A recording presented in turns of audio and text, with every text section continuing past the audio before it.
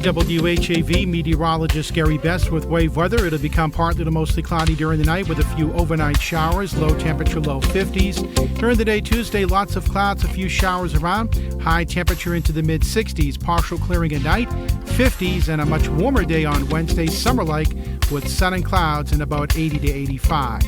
This is Gary Best. Your next wave weather is coming up in 30 minutes. WHAV Open Mic.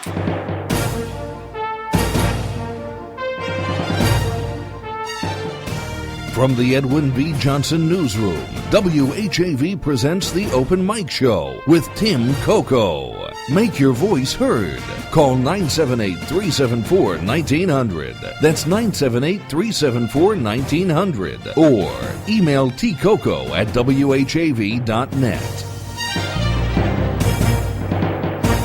Good evening, everyone. I'm Tim Coco, and you're tuned correctly for WHAV's Open Mic Show.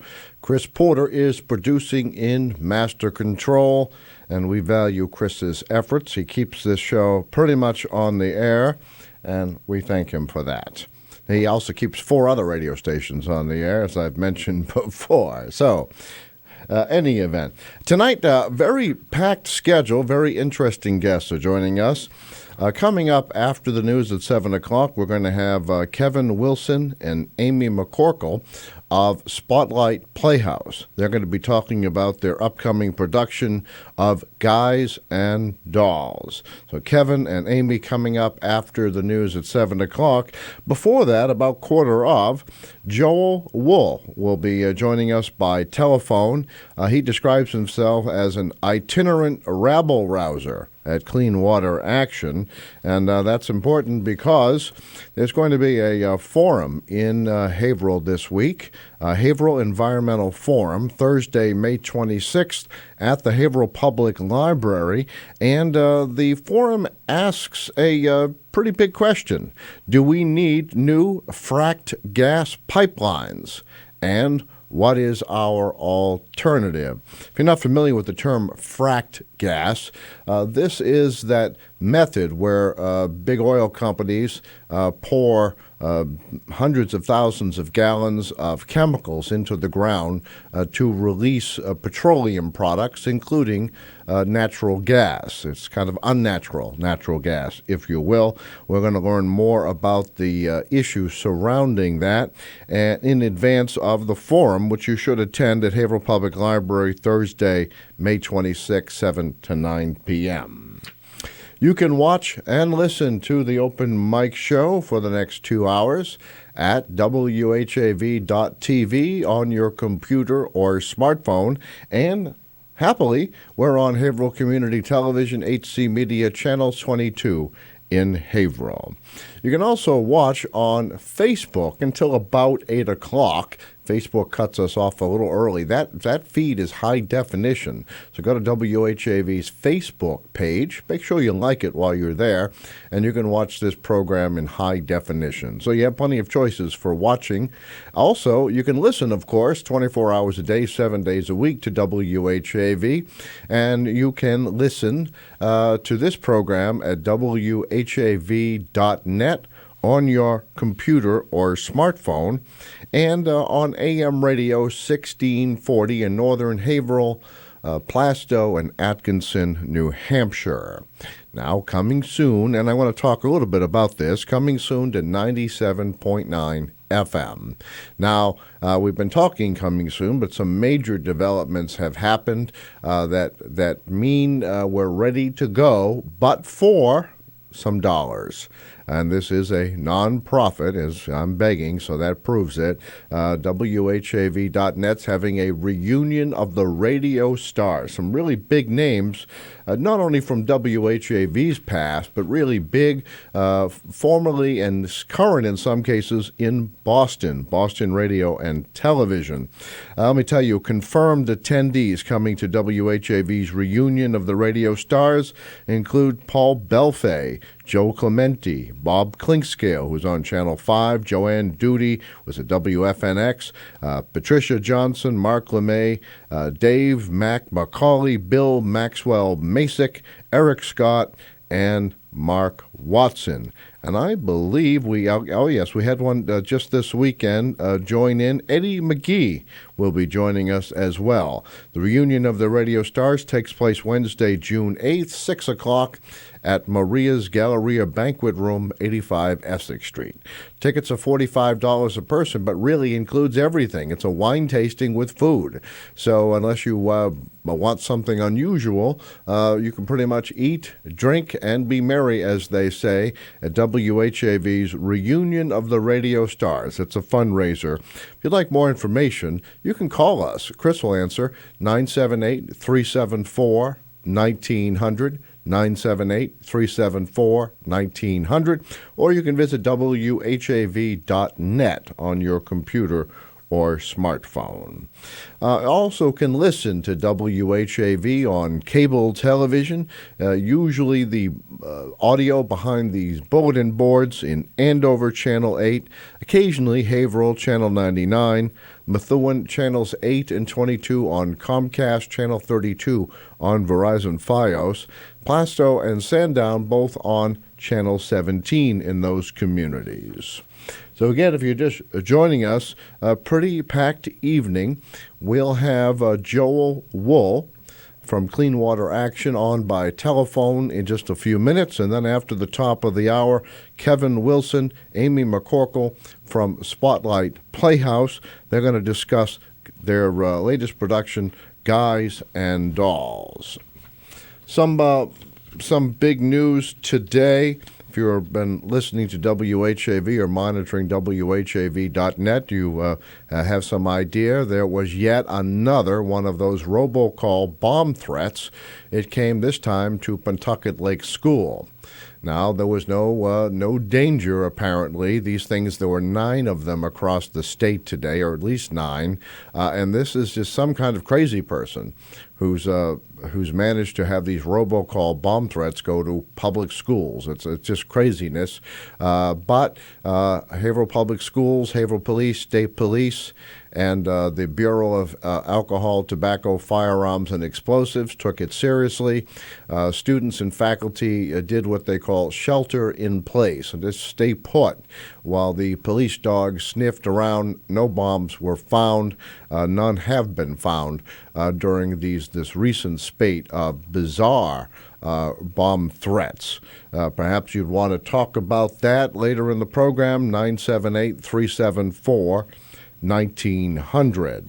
Now, normally we give away a free cake from Albide's second-generation Italian bakery on the last Monday of the month, but next Monday is the last Monday, but it's also Memorial Day, so WHAV's Open Mic Show will not be on Channel 22, and that means we'll take a day off.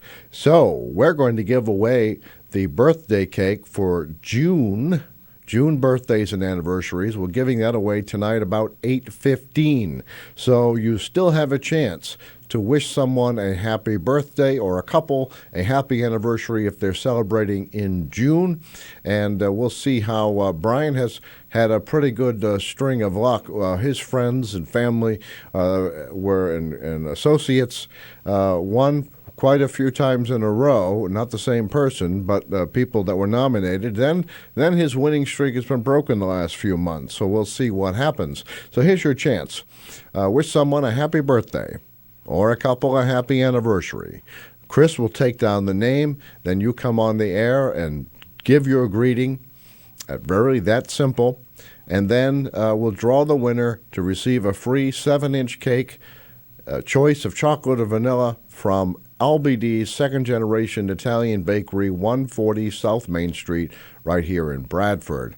These are the folks I've told you about. They're every day open at 6 a.m. If you're on your way to work, you could stop by and pick up a pastry, or there's all kinds of other things if you're one of those people. Ed Johnson, for whom this newsroom is named, had a reputation for getting cheeseburgers early in the morning. Well, they don't have cheeseburgers, but they have have pizza, they have cookies, they have mini pastries, they have breads, they have pies, desserts and sweetbreads, specialty cakes. So we'd like to thank our friends at Albee D's Second Generation Italian Bakery for sponsoring the birthday and anniversary cake contest. So, call those in anytime during the program, 978-374-1900. Accepting June birthdays and anniversaries. Check your calendar books. I'm sure if you keep it on a computer, you want to look ahead, see who's celebrating in June, and we'll do that. Now, we also have, this is new, came in at the end of last week, a new trivia question from Kimball Tavern Antiques, corner of Salem and South Main Streets in Bradford, the birthplace of Bradford College over there. And now here's a trivia question. The first person to answer this correctly, and I'm told I have some wiggle room on this, receives a $10 gift certificate, same as cash, good as cash at Kimball Tavern Antiques. All right, so here's the question, if I can remember how this works. Let's see, Eric Clapton, in his There's One in Every Crowd album, we want to find out, so we have to answer this question. What band was Eric Clapton in during the time of that album, There's One in Every Crowd? That's the first part of the question. And the second part, name the other 5 bands Clapton has been in. So there's 6 total. All right, the first person who can answer the question, what band was Eric Clapton in during the recording of There's One in Every Crowd album?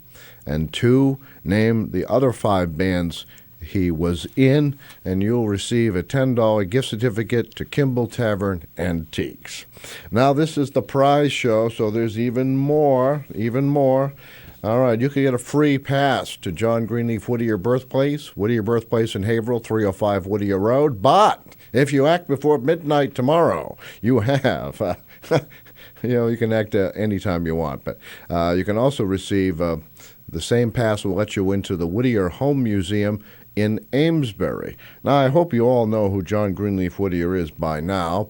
Born in Haverhill in 1807. His birthplace is preserved, a 70-acre farm right near Merrimack in Haverhill, or 305 Whittier Road, right off Route 110. All right, I have been trying to get an answer to this question. I'll leave it out there, but I'm going to ask another one as well. All right, to win the free pass to both homes John Greenleaf Whittier lived in what year did Whittier publish his last collection of poetry? That last collection was called At Sundown. Now, since we haven't had much luck with that question, here's another one. At what age did Whittier discover Robert Burns' poetry?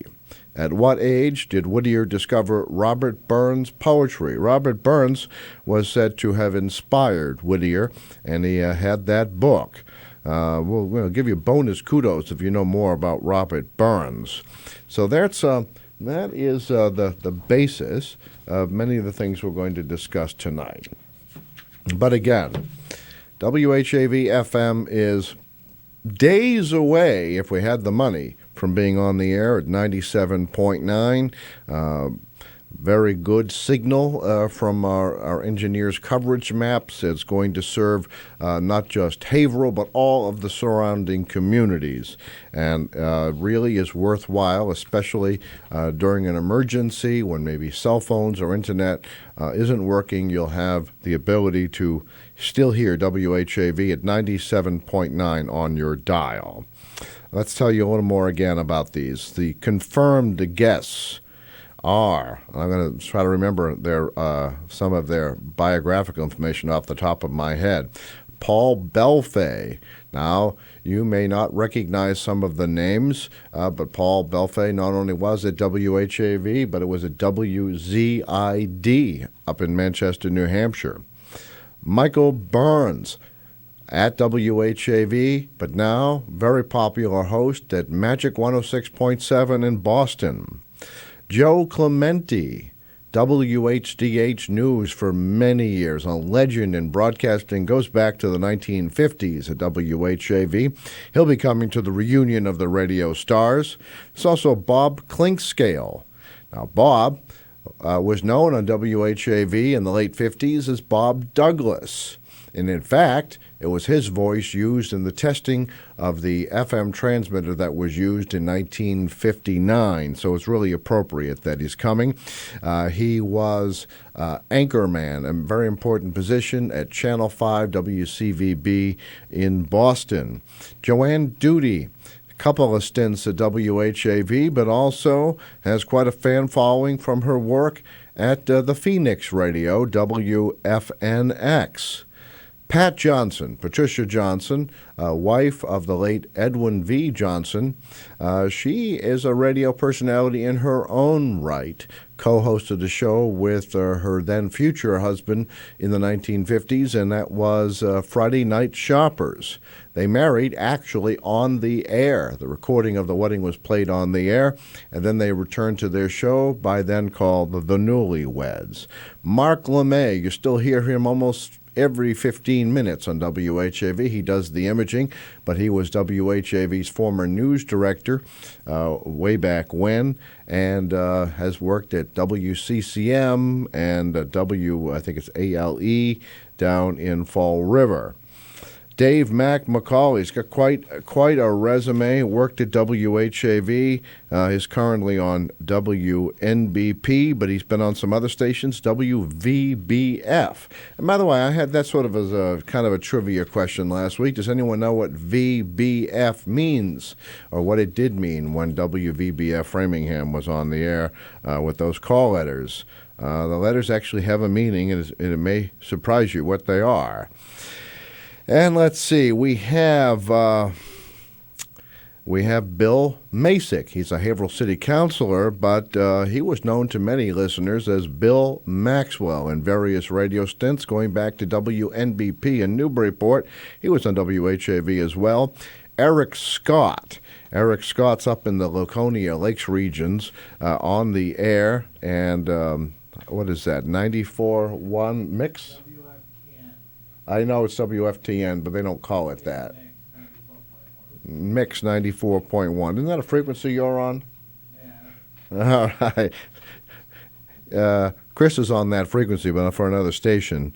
A little closer. Probably keeps you from hearing Mix 94.1.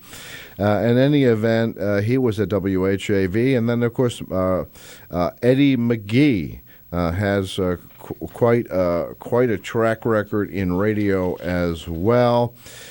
He worked for Michael Burns at WHAV about 1983. He was on NBP. He was on WLLH, WSSH, WVNH. Does anyone? I'll tell you what that one means. That was the Voice of New Hampshire, coming out of Salem, New Hampshire. Also worked at WFEA. All right, I've talked beyond my break, but I hope I've intrigued you into considering attending Reunion of the Radio Stars. All of these people will be present, and there may even be some additional surprises. We keep adding 1 or 2 names a week. It's going to be a big reunion of these radio stars at Maria's Wednesday, June 8th. Right here in Haverhill. So consider buying a ticket. You can get more information by calling Chris right now, 978-374-1900. Tickets are $45 a person. If you are in a group and you want to buy 10 tickets, a little bit of a discount, $425 for the table. All right, when we come back from break, we're going to be talking with Joel Wool from Clean Water Action. A big Haverhill Environmental Forum coming up this week, Thursday, at the Haverhill Public Library. We'll be right back. Open mic! Tim Coco and the Open Mic will be right back. Get in on the action. Call 978-374-1900 or email tcoco@whav.net. If you are enjoying this program, please consider making a donation right now. Your donations to not-for-profit WHAV help keep these vital community services on the air. Donate online at www.whav.net. WHAV is the only FM station assigned to the city of Haverhill. The sooner you contribute at whav.net, the sooner WHAV signs on at 97.9 FM. Just look for the photograph of Tom Bergeron, honorary chairperson of WHAV's Make Waves campaign. Every Saturday, CBS Radio presents Gunsmoke, set in the pioneer days of Dodge City. The adventures you follow on Gunsmoke center around United States Marshal Matt Dillon. The Marshal is responsible for keeping the peace among the oddly assorted characters who've drifted to the West to make new lives for themselves. When one of them tries to achieve that goal at the expense of somebody else's life, the shooting starts on Gunsmoke. But as soon as the trigger clicks, you can count on Marshal Dillon to get right into the fray. His aim for law and order is as true as his aim with a gun. If you like action, you'll like Matt Dillon's behavior in every episode of Gunsmoke. Balcony fan from way back or fifth row center steady. You'll find your favorite seats reserved for you for Gunsmoke. Saturday night at 10 p.m. with an encore performance at 1 a.m. Today is May 23rd. On this day in 1810, Margaret Fuller was born in Cambridge. Teacher, author, critic, philosopher, journalist. She is remembered today as a woman with a formidable intellect and a willingness to take risks. One of the nation's first and most articulate feminists, she wrote Woman in the 19th Century, published in 1845. This path-breaking book argued that every arbitrary barrier should be thrown down, every path laid open to woman as freely as to man. In 1848, Margaret Fuller traveled in Europe as a foreign correspondent for the New York Tribune and became involved in the fight for a Roman Republic. She sailed for home in 1850 with her Italian husband and their young son. All perished in a shipwreck off Long Island. For more about this and other Mass Moments, go online to massmoments.org. Brought to you by the Massachusetts Foundation for the Humanities.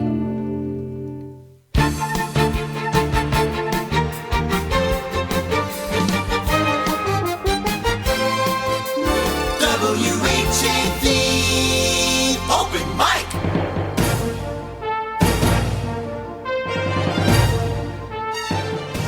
From the Edwin B. Johnson Newsroom, WHAV presents the Open Mic Show with Tim Coco. Make your voice heard. Call 978-374-1900. That's 978-374-1900. Or email tcoco@whav.net.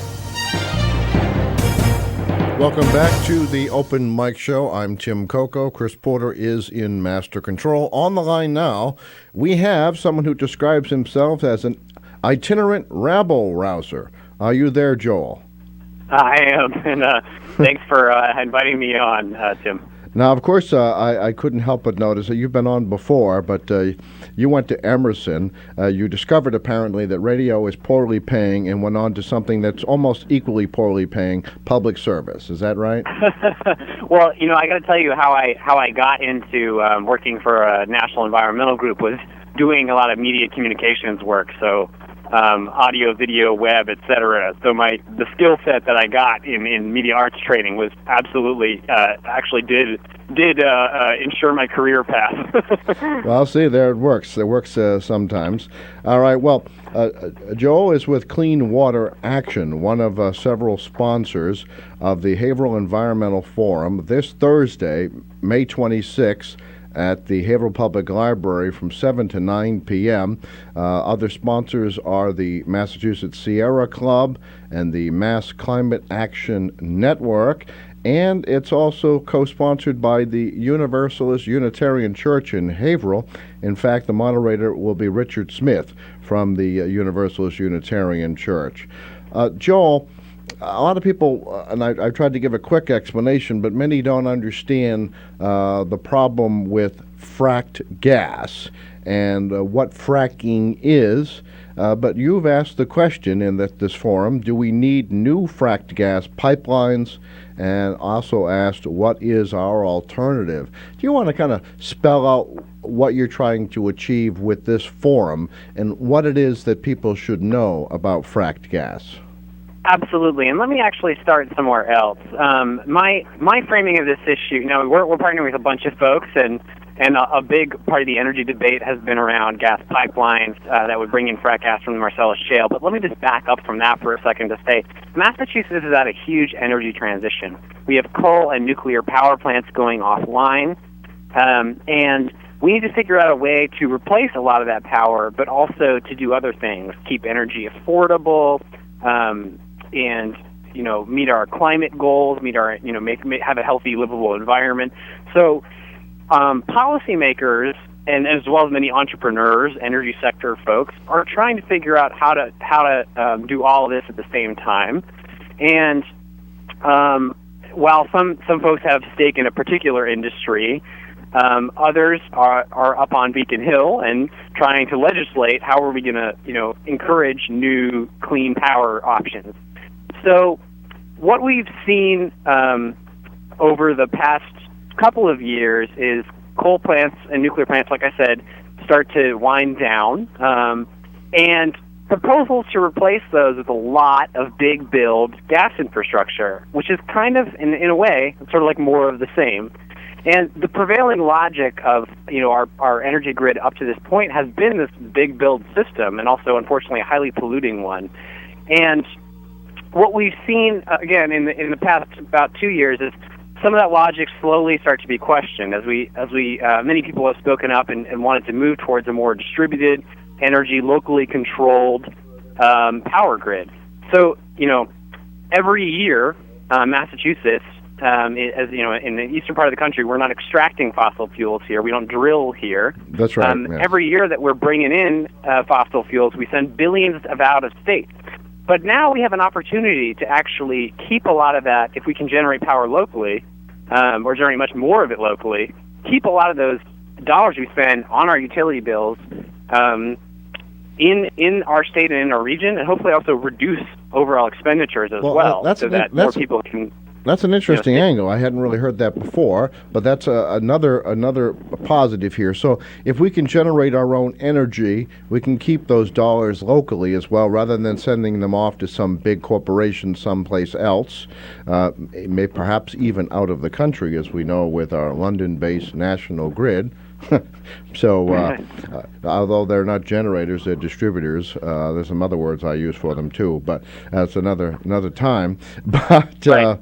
But you're looking at so some of these things. Your note in this flyer is the price of offshore wind and solar continue to drop. So, I imagine at this event we're going to talk about those kinds of things as alternatives. Yeah, absolutely. So, Matt, it's interesting because you go back a couple of years, and Massachusetts had, I think, 2 megawatts of solar, and now we're approaching, I think, well over 900. So we've had an incredible growth in solar energy.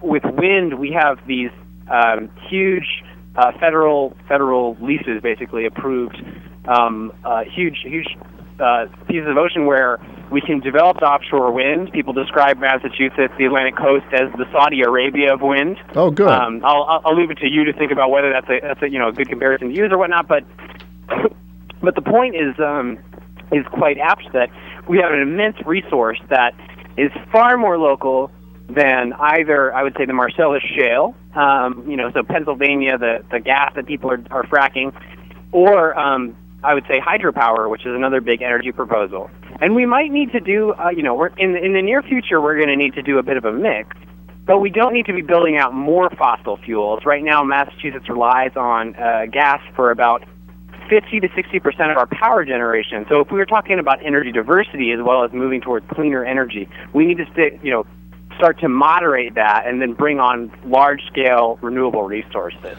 Let me ask you. I guess two things. Tell me what the problems are, because our listeners who may not be up to date on this, what is the problem with burning fossil fuel? I know the answer, but I want you to tell the listeners.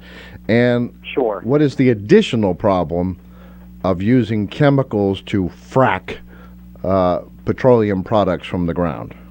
Right. So, I mean, there's problems all down the line, right, from the point of extraction out in places like Pennsylvania to the pipelines that leak, interstate transmission or local distribution pipelines. So when you get down to the level of your company like National Grid, that might provide you gas service or provide someone near you gas service, you have inefficiencies in the infrastructure that are creating a lot of waste and a lot of pollution as well. And at the site of extraction, it's even worse. So where they're drilling, there's air pollution. There's also pollution into the water where fracking is done. If the wells are not sealed properly, some of the chemicals they use for drilling can get into the water supply. And of course, if it does go towards, on our end, a gas power plant, you have people living near these facilities that are breathing in things like sulfur dioxide, that are toxic substances you do not want in your lungs. Fuels that when you're burning fossil fuels, you're contributing to things like acid rain. Of course, climate change. So, more extreme weather and whatnot. Well, yeah. As a state, we have a mandate to reduce our pollution with regards to climate change. We passed a law in 2008 called the Global Warming Solutions Act, and as it turns out, a lot of the solutions that will help us act on climate also will help us keep money local. Again, when we invest in resources like solar or wind, we're not just doing the green thing or doing the clean thing.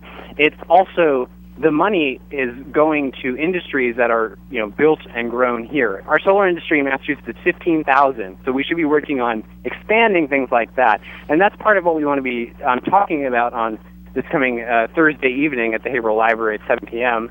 is talking about how in the midst of this big energy transition and in the midst of a big political debate, how do we really build on the successes that we have and move towards an affordable, reliable, clean energy local power grid that has more control by communities and much less by investor-owned utility companies or pipeline companies from way out of state. Speaking of pipeline companies, were you heartened, I guess is the question, when the Tennessee pipeline decided to cancel their project to bring fracked gas into Massachusetts just recently?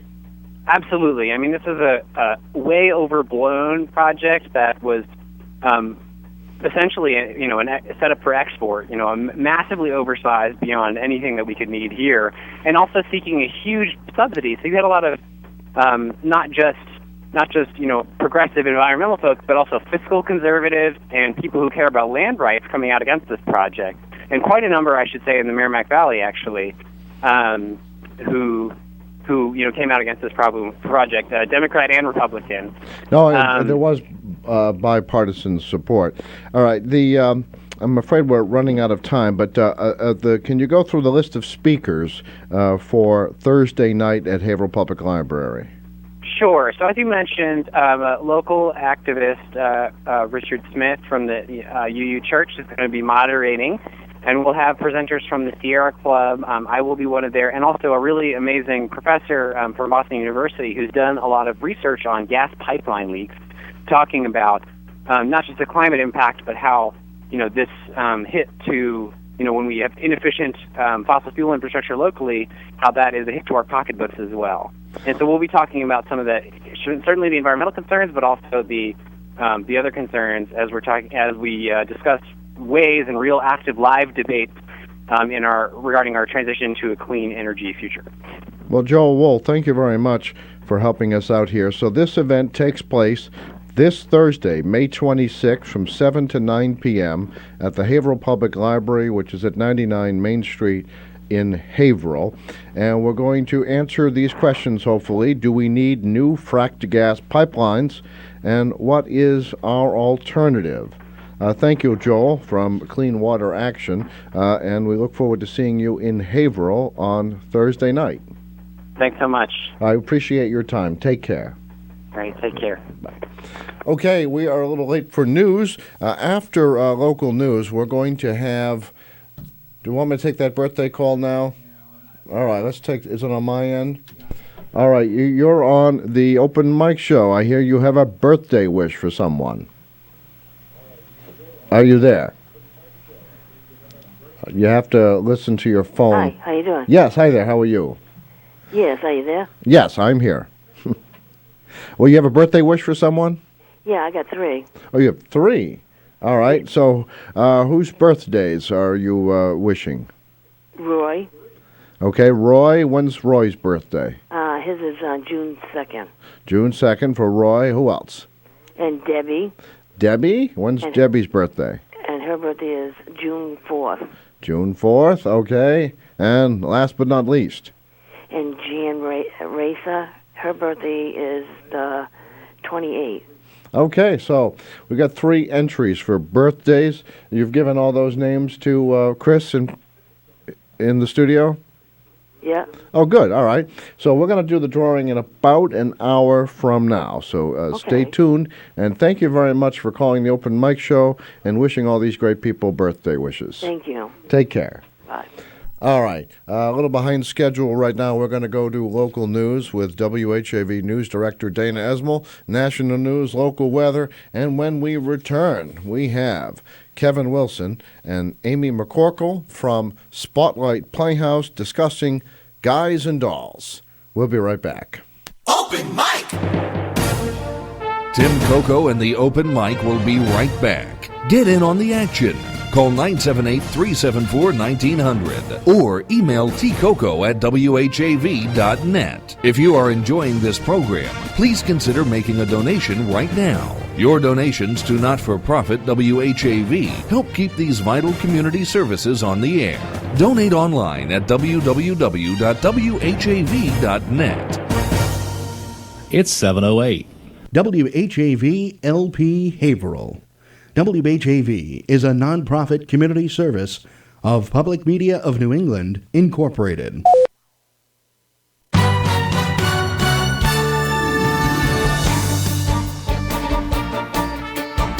Here's what's happening in local news. Haverhill City Council President John A. Mitchison is calling upon his colleagues to support spending $104,000 over the next 2 fiscal years as part of a joint initiative, quote, to expand the city's economic development capacity. Mitchison seeks approval during a fiscal 2017 budget review session Wednesday to use $47,000 for, quote, additional consultants for the Economic Development Department, end quote, supplemented by another $57,000 departmental appropriation in fiscal 2018. According to a statement from Mitchison Monday, the city, Massachusetts Technology Collaborative, and the Greater Haverhill Foundation have agreed to jointly fund a 22-month initiative to add a full-time economic development consultant and a part-time marketing consultant.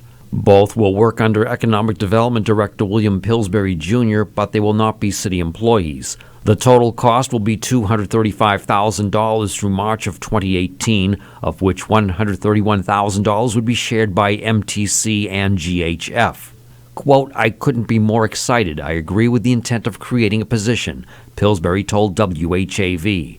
The agreement, according to Mitchison, is the result of a $72,000, quote, Haverhill Economic Analysis initiative launched in June 2015. An economic analysis report was presented to project partners in November 2015 by consultants hired to develop, quote, a tactical plan to promote existing business expansion and new business recruitment to the city. Quote, as most of you know, I am an ardent advocate for seeking out and developing economic opportunities for Haverhill to provide good jobs for the future at all levels and to lower property taxes. I believe our city's future depends on it, Mitchison said. Mitchison will also discuss the agreement during Tuesday's regular council meeting. There's more in-depth coverage at whav.net. In community notes, pain specialist Stephanie Giannokis will talk about the essentials of pain management during a senior supper at Holy Family Hospital, Methuen, Wednesday, June 15. Dr. Giannokis will identify types of pain and describe its effects on the body, how it is assessed and treated, and the goals of pain management in a pain center. Giannokis, who is on staff at the Centers for Pain Management at Holy Family Hospital in Methuen and Haverhill, earned her medical degree from the University of Massachusetts Medical School. She completed her internship in internal medicine at Tufts Medical Center and then completed her residency in anesthesiology and fellowship in pain medicine at St. Elizabeth's Medical Center in Boston. The senior supper presentation takes place in the hospital's ground floor auditorium, 70 East Street, Methuen, from 3:30 to 4:30 p.m. The cost of $5 includes dinner and presentation. To register, call Dr. Finder line at 800-488-5959. Details are also at whav.net. Two motorists are due in Haverhill District Court to face impaired driving charges following separate arrests Saturday by Haverhill Police. Mark Rivard, 53, of 182 Presidential Drive, Haverhill, was arrested at 1:32 p.m. Saturday at 140 River Street. He was charged with driving under the influence of liquor, second offense, and driving under the influence of drugs. Mary Lou Medlock, 51, of North Andover, was arrested at 11:46 p.m. Saturday on Shelley Road. She was charged with a single count of driving under the influence of liquor. 3 motorists arrested in Haverhill over the weekend on unlicensed driving charges, among others, are also due to appear in court.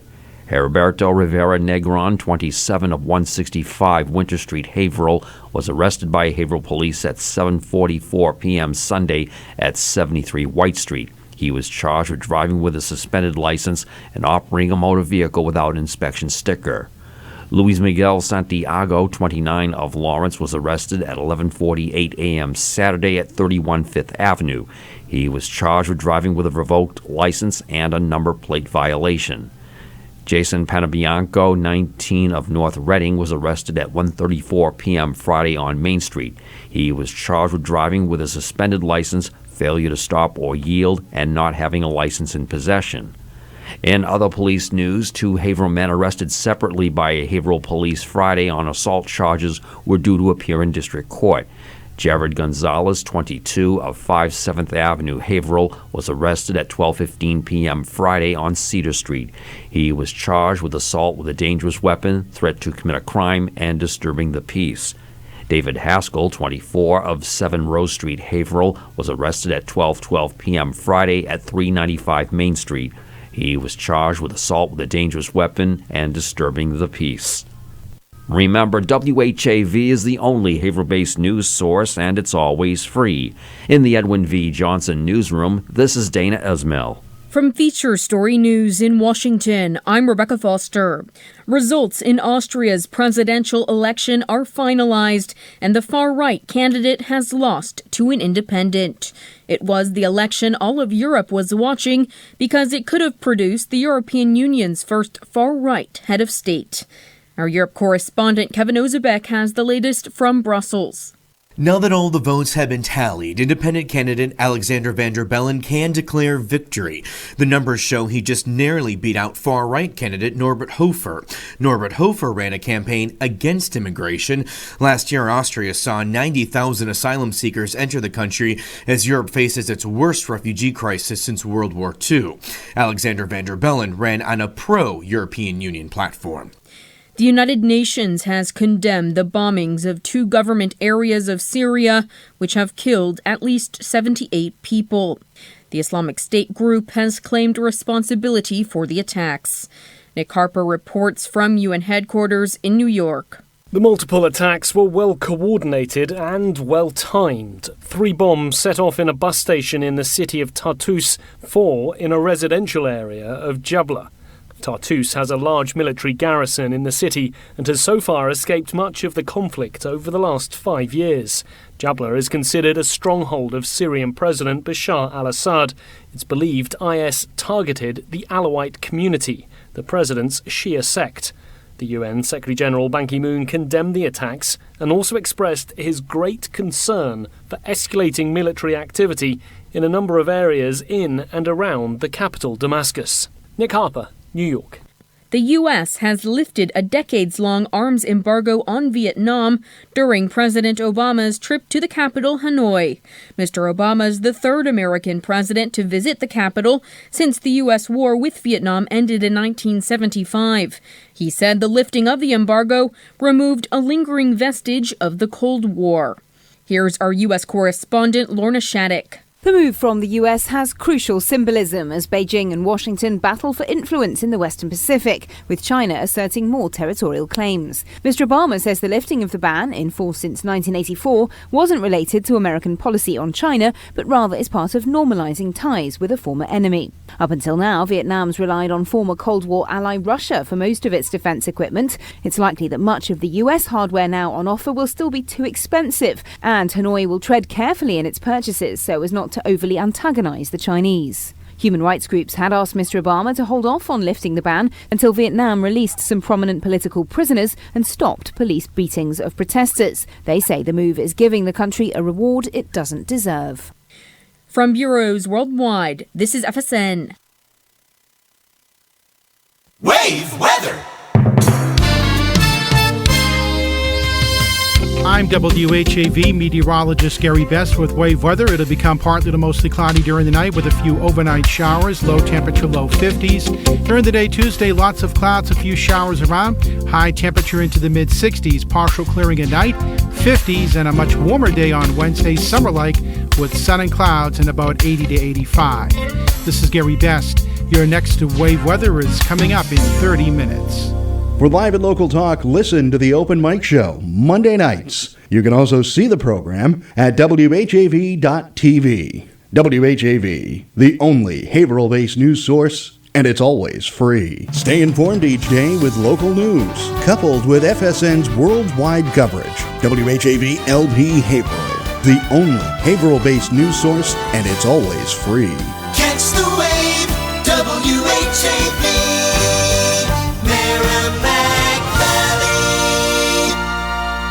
Open mic!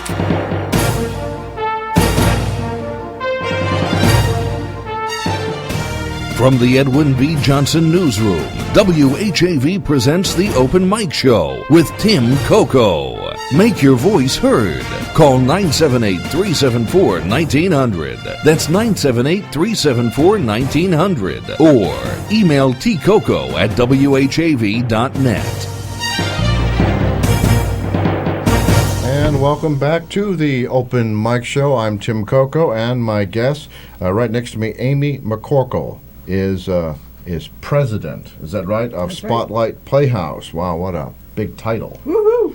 And Kevin Wilson is board secretary. He's also the MC for the production of Guys and Dolls. But I bet you do things other than Spotlight Playhouse, so maybe tell us a little more about yourself, starting with Amy.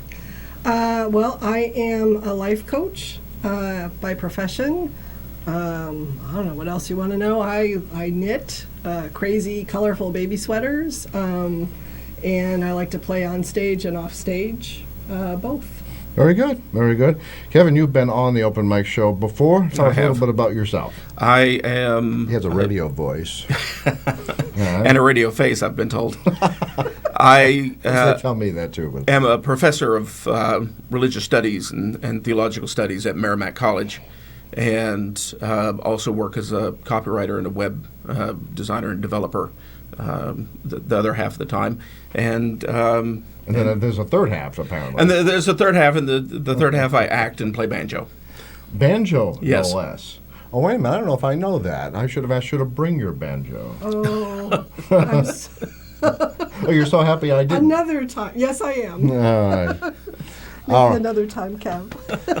All right. So they're here to talk about Guys and Dolls, and we're not talking about any bathroom bills. We're talking about a musical fable of Broadway. This takes place right here in Haverhill High School, June 10th, 11th, and 18th at 7:30 p.m., June 18th and 19th at 2 p.m., matinee.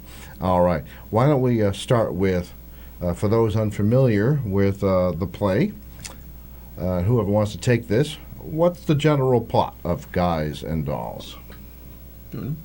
Well, it's about the main characters are two couples. We meet Nathan Detroit and his long tormented fiancée Adelaide. Long tormented? Well, they've been engaged for 14 years, and she would really like to go legit. No, it's not because her fiancé plays the banjo.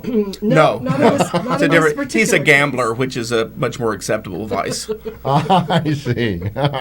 Pardon me to take shots at you. I'm just I'm lighting the mood. Yeah. So Nathan runs a floating crap game, and in order to get enough money to get his next location, he makes a bet to another gambler that he can't take a Salvation Army doll away on a trip. And to Havana. To Havana, no less. Yes. Well, now we're back to being legal to do that, too. Right. All right, then. All right. Amy, do you have a role in the show? I'm actually one of the producers. I'm not in the show. All right, one of the producers. So it wouldn't happen without you. Okay. Wouldn't happen without him either, I No. I'm easily replaceable. That's one of the things is everybody on stage and everybody backstage is really equally important. We couldn't do it without all of us. All right. And then, Kevin, you are MC. Yes. So what does that role involve? Well, it's one of several roles that I play that sometimes we're not sure if they're different roles or not. Adelaide, Nathan's fiance, works at the Hotbox Club, where she's a dancer and singer. And it's a burlesque cabaret kind of show.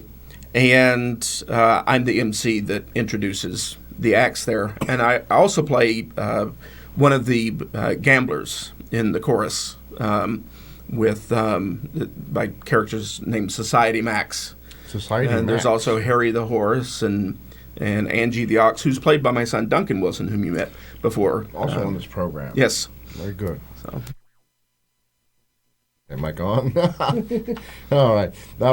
Now, just some background. Story and characters by Damon Runyon. Now, there was a show on radio called the Damon Runyon Theater you may be familiar with. And you're obviously licensing this script.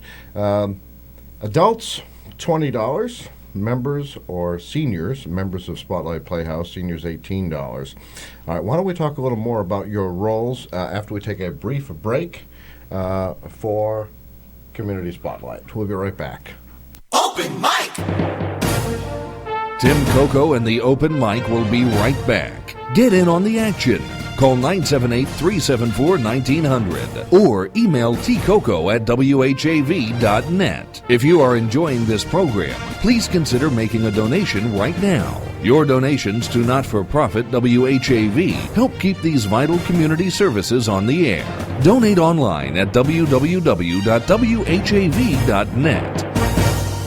This is listener-supported community radio, WHAV.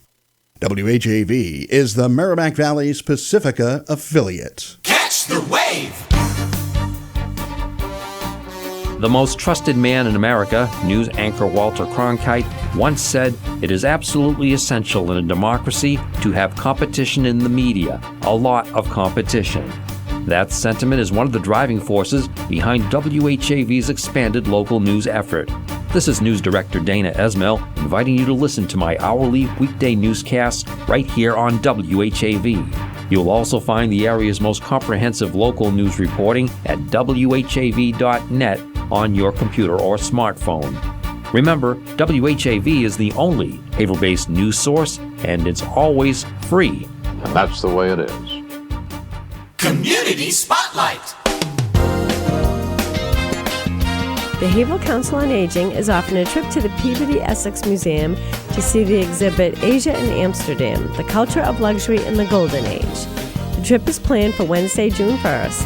The Peabody Essex Museum and Rijksmuseum Amsterdam are co-organizers of this exhibition of 170 Asian and Dutch works of art. The exhibit demonstrates the transformative impact Asian luxuries had on Dutch art and life in the 17th century. The trip costs $40, and for more information, contact Kathy Bresnahan or Rita Labella at 978-374-2390. Someone you know is on WHAV. To submit or read your own nonprofit announcements, click on the Contact tab at whav.net or email news@whav.net. In the Edwin V. Johnson Newsroom, this is Diane Carr. WHAV. Open mic.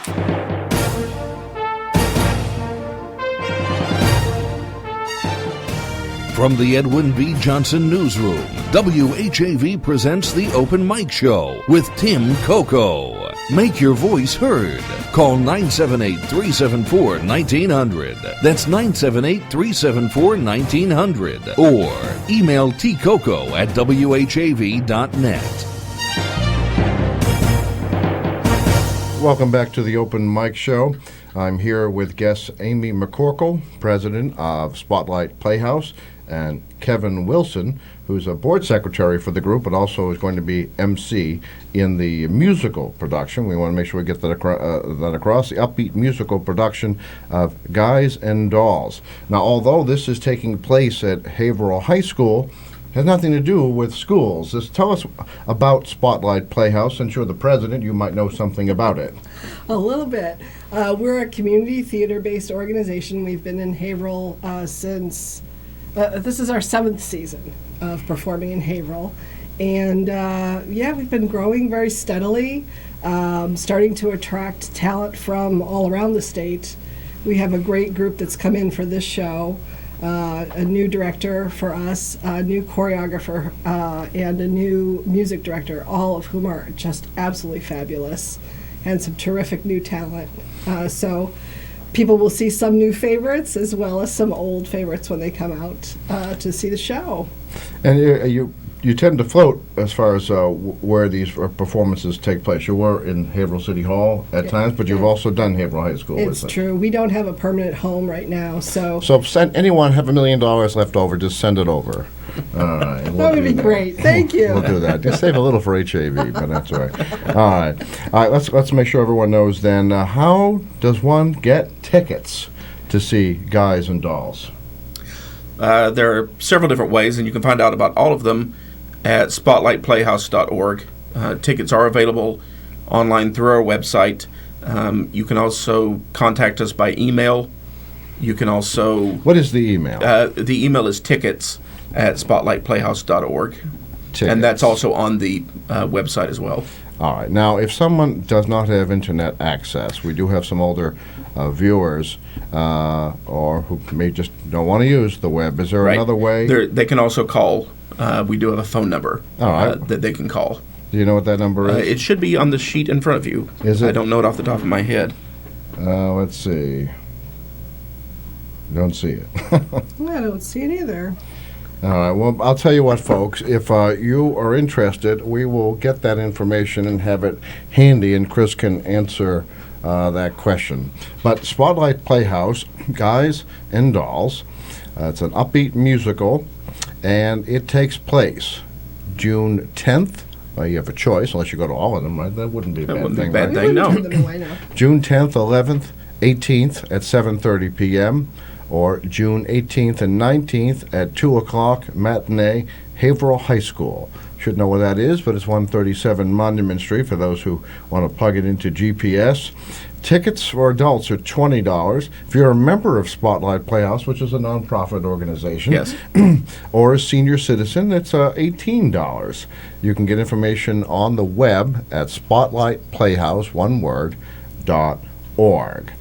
All right. Before I let you go, well, we have weather in a second. Before I let you go, though, do you still do, would the Spotlight Playhouse still do some of these other things like workshops in the summer and that kind of thing? A little bit. We've been trying a bunch of different things. We tried a kids workshop one summer. We had an auditions workshop earlier. Yeah, so we're still kind of finding our way with what people would like education on, but it would be very much a part of our mission to do some education in the theater. And we also do a monthly play reading that people gather together, read a new play. Everyone's assigned a role, and it's a lot of fun. Does remind me when you were here last, because somehow time goes by. Yes. At some point, I want to get Spotlight Playhouse on the air. Do a live radio show. That would be a lot of fun. With all the risks of live radio shows. You usually see them every week on this one. They would love that. But, with the sound effects and that kind of thing, I think it would be something I've really wanted to do for a long time.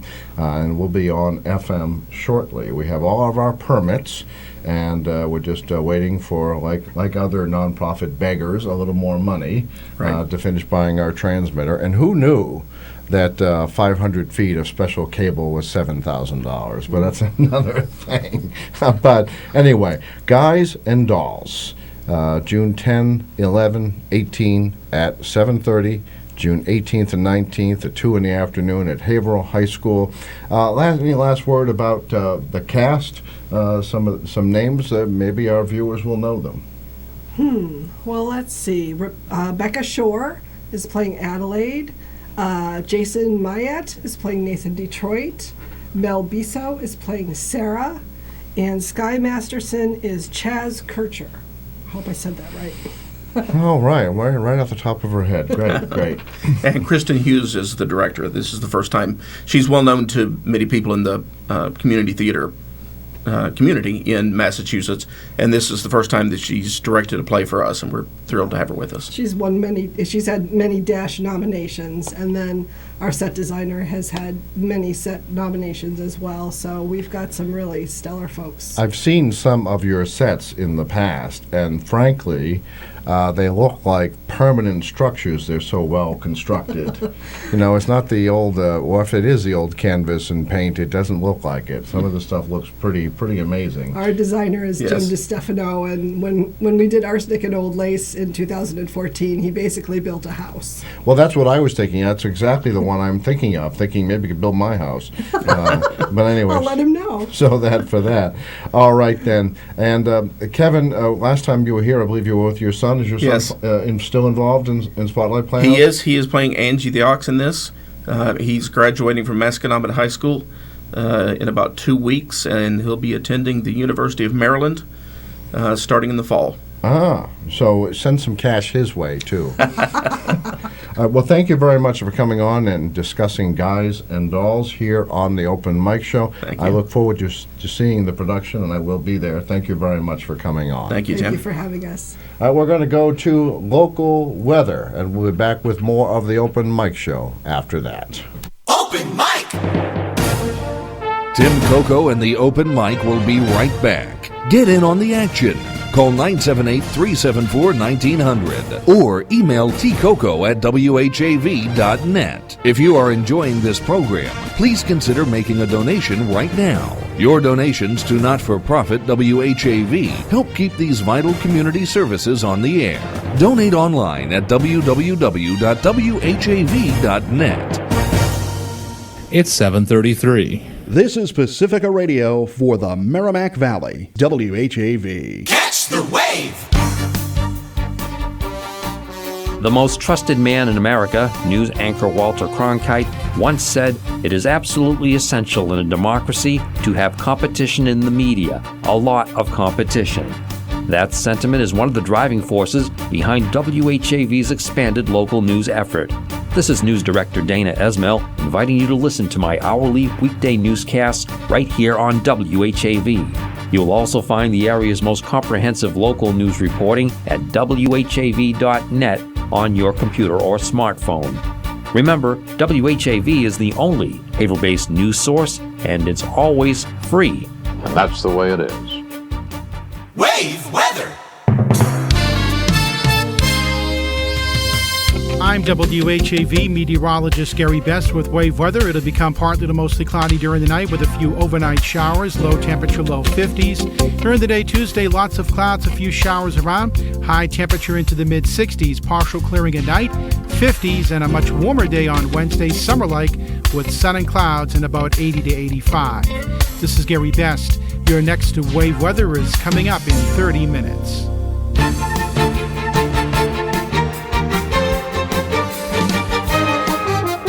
Catch the wave! WHAV!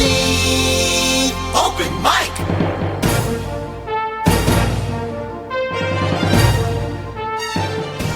From the Edwin B. Johnson Newsroom, WHAV presents the Open Mic Show with Tim Coco. Make your voice heard. Call 978-374-1900. That's 978-374-1900. Or email tcoco@whav.net. This hour of the Open Mic Show being brought to you by the Merrimack Valley Economic Development Council. Smart companies choose the Merrimack Valley. You can learn more at merrimackvalley.info on your computer. merrimackvalley.info. All right, many thanks to Amy McCorkle and Kevin Wilson, who just came and spoke with us about the Spotlight Playhouse production of Guys and Dolls. I do have that phone number now, so if you want to get tickets over the phone, here's the number, 617-470-2175. 617-470-2175. 2175. We'll keep this handy if you are looking for that information. I didn't have a pen or pencil handy. We'll keep that. You can also visit them online at Spotlight Playhouse, one word, .org. Guys and Dolls, a musical fable of Broadway, is going to be performed live at Haverhill High School June 10, 11, 18th at 7:30 p.m. And for those who want an afternoon performance, June 18th and 19th at 2 p.m. All right, many thanks to them. Earlier in the broadcast, you heard from Joel Wool about an event taking place this Thursday. It's called the Haverhill Environmental Forum, and it takes place at the Haverhill Public Library this Thursday, May 26, from 7 to 9 p.m. And those of you who have questions about global warming and whether or not it's man-made, whether it's a natural phenomenon, what our fossil fuel burning might be doing, I think it's a good chance to have some of your questions answered. And as Joel Wool told us, Massachusetts is about to retire its nuclear power plant, Pilgrim plant. It's been retiring dirty coal-burning plants. I think one is in Salem, Mass. And so we're looking to a future where maybe with solar energy or wind turbines out in the ocean, maybe ways not only of bringing new energy to Massachusetts, but keeping that money here rather than sending it out to a out-of-state company or perhaps even out of the country company. So there's a two events. All right. We have, well, let's see, less than 45 minutes to take June birthdays and anniversaries here on the Open Mic Show.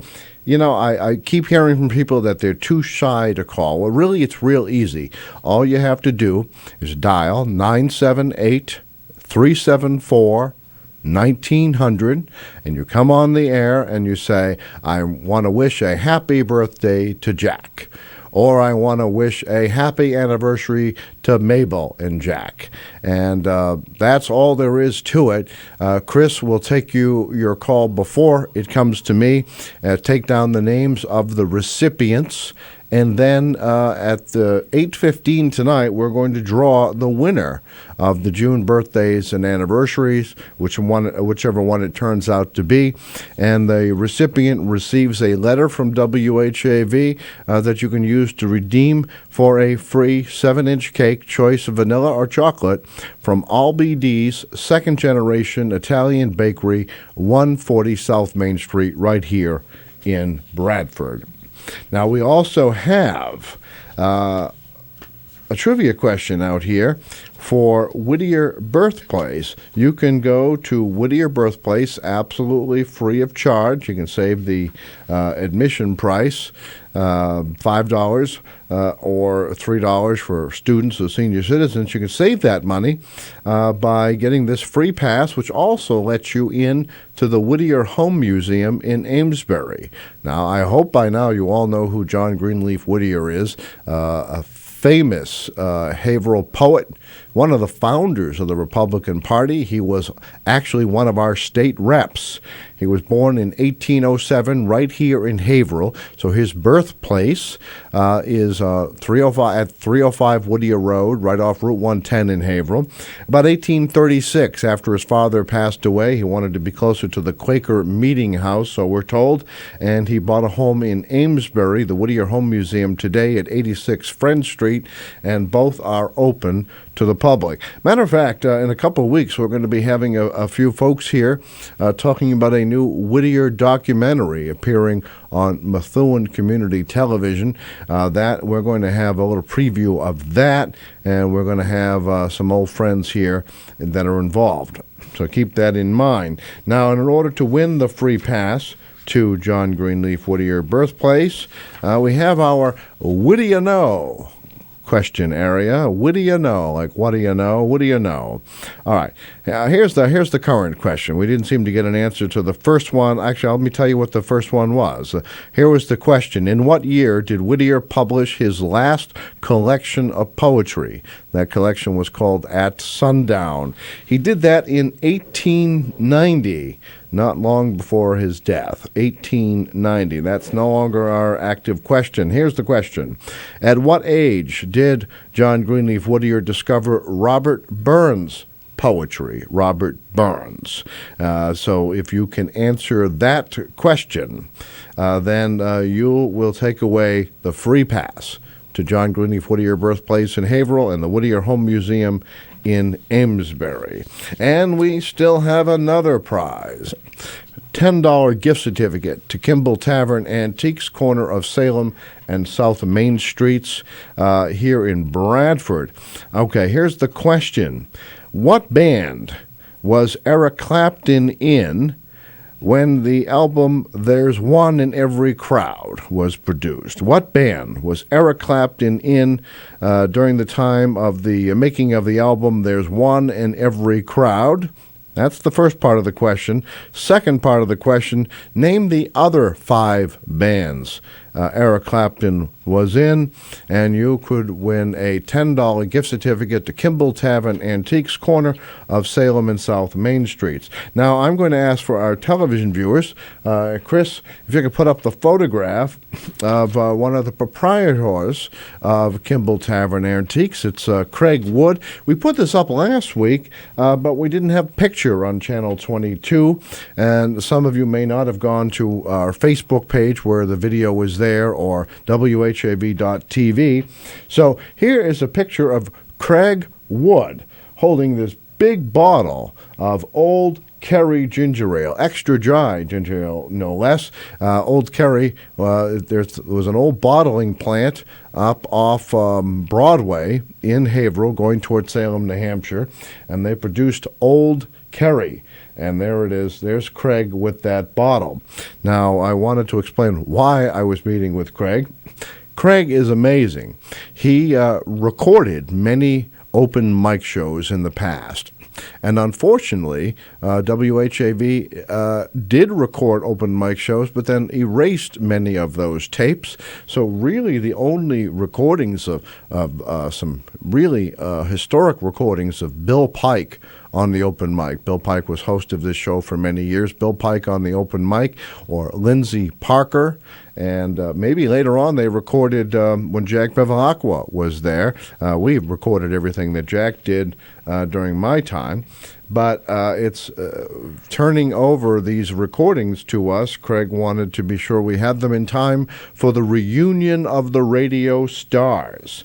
Really, this is a really big event. It's really important to putting the new WHAV FM on the air. The reunion of the radio stars takes place Wednesday, June 8th, 6 o'clock, come right from work, at Maria's Galleria Banquet Hall on Essex Street. Now, really, a lot of times you go to an event, you want a drink that's extra, you want something else that's extra. This is pretty much all included. It's a wine tasting, so you'll have a variety of Italian wines to choose from, and there'll be some others as well. And we'll have soft drinks for those who may not want to try the wines. And then there is going to be food that matches with the different flavors of those wines. So please come to Reunion of the Radio Stars. Big list of people coming, and I've gone through the list. I know we have a call waiting. We're going to take that call right after the break. But the Reunion of the Radio Stars, how many of you remember Bob Clinkscale? He was one of the original anchors of Channel 5 News when the new Channel 5, it's no longer new, I suppose, came on the air in 1972. Channel 5, WCVB Boston. Well, Bob Clinkscale was one of the major anchors of the newscasts there, and he got his start at WHAV using a pseudonym, Bob Douglas. So we're also going to have Paul Belfay, who was at WHAV, but also went on to quite a bit of recognition at WZID in Manchester, New Hampshire, very popular station. Michael Burns, WMJX, Magic 106.7. He was a program director at WHAV, still on the radio in Boston. He'll be coming. Joe Clementi goes back to one of the earliest crews at WHAV. He worked at WHAV with people like Pat and Edwin Johnson and Bob Douglas, Clinkscale, and he'll be coming as well. Went on to a distinguished career in news at WHDH. Joanne Duty started at WHAV, had a couple of different stints there, became well-known working on the Phoenix radio, WFNX. Pat Johnson, as we just mentioned, she was with WHAV from, I think, 52 to 61 before she went off to WCCM in Lawrence and then working her career with Kurt Gowdy. Mark LeMay. Still hear him every 15 minutes here on WHAV, does what we call imaging announcements. Mark also worked at WCCM and worked down in Fall River in radio as well. Dave Mack, otherwise known as Dave McCauley, long career in radio, was at WHAV from, I think, 87 to 1990, currently at WNBP in Newburyport. Bill Masick, but radio listeners didn't know him as a city councilor. They knew him as Bill Maxwell, or in some cases, Rick Adams. So Bill Masick takes the veil off and tells us. Eddie McGee, distinguished career in radio. He'll be joining us, as will Eric Scott and Mark Watson. I don't know if I mentioned this before. Mark Watson also worked in Lowell, WCAP. Distinguished group of radio stars. There's going to be some stories that have never been told or stories that have been kept quiet for, 50 years or so with some of the stars like Bob Clinkscale, Pat Johnson, Joe Clementi, all going back to the 50s. This is really, really a once-in-a-lifetime opportunity to ask the kind of questions or get an autograph. It's the reunion of the radio stars, Wednesday, June 8th, 6 o'clock at Maria's. Try to buy your ticket ahead of time. We can help you with that. You can call 978-374-1900. All right, we're going to take a brief break for a movie review, and then we'll return to the telephones. We'll be right back. Open mic! Tim Coco and the Open Mic will be right back. Get in on the action. Call 978-374-1900 or email tcoco@whav.net. If you are enjoying this program, please consider making a donation right now. Your donations to not-for-profit WHAV help keep these vital community services on the air. Donate online at www.whav.net. WHAV will soon be on FM radio, but only with your help. Help make waves and bring local news to FM by donating at WHAV.net. Just look for the photograph of Tom Bergeron, honorary chairperson. Catch the wave! On the next Making Contact. So it looked like a science fiction landscape with a dust storm occurring at the same time as there's flames literally in the air. It was like a tornado of fire everywhere around you. From fires to storms, climate change is magnifying natural disasters around the world. What are some of the hidden consequences? You risk long-term compromise. So when you're talking about significant psychological impairment, you're talking about people who can't work, you're talking about people who can't maintain relationships. We'll explore the social and psychological costs of climate-induced disasters. Making Contact is heard every Wednesday night at 6:30.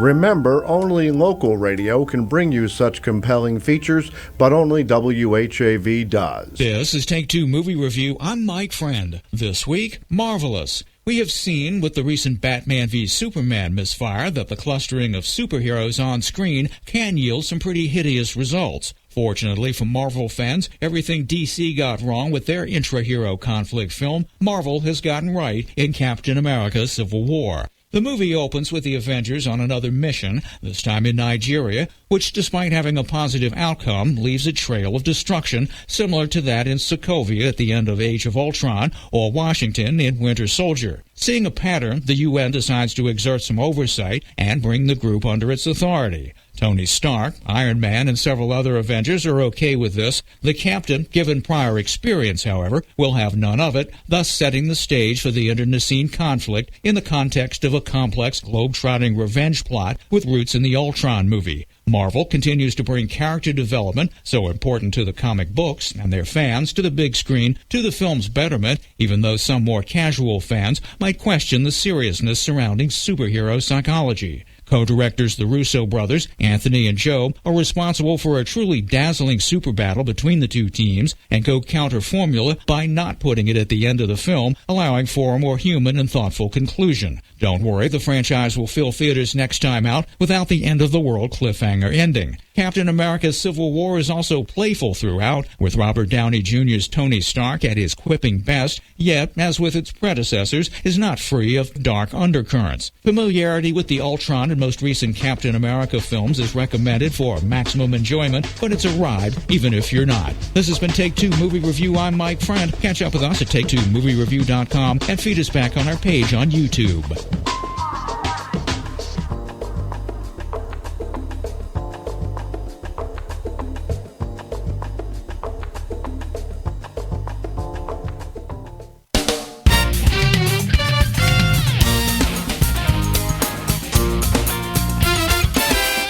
Catch the wave. WHAV. Open mic.